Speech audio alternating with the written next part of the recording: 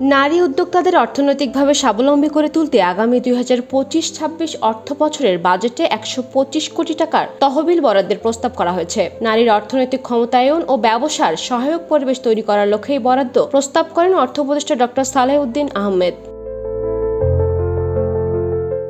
সোমবার বিকেল 3টায় বাংলাদেশ টেলিভিশন সহ বিভিন্ন গণমাধ্যমে বাজেট উপস্থাপন করেন তিনি। বক্তব্যে তিনি বলেন, নারীর সুরক্ষা ও ক্ষমতায়ন নিশ্চিত করতে সরকার বহুমুখী উদ্যোগ নিয়েছে। জাতীয় মহিলা প্রশিক্ষণ ও উন্নয়ন একাডেমির মাধ্যমে নারীদের জন্য দক্ষতা ভিত্তিক কর্মসূচি বাস্তবায়ন করা হচ্ছে। পাশাপাশি উপজেলা পর্যায়ের মহিলা প্রশিক্ষণ কেন্দ্রগুলোতে প্রশিক্ষণের সুযোগ নিশ্চিত করা হয়েছে।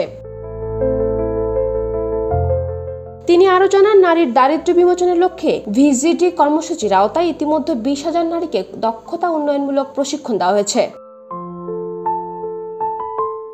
নারী উদ্যোক্তাদের জন্য একটি সহায়ক ব্যবসায়িক পরিবেশ গড়ে তোলাই এই বাজেট বরাদ্দের মূল লক্ষ্য। অর্থ উপদেষ্টা বলেন, এই তহবিল নারীদের উদ্যোক্তা হিসেবে গড়ে তুলতে সহায়ক হবে এবং দেশের সামগ্রিক অর্থনীতিতে নারীর অংশগ্রহণ আরও জোরালো করবে।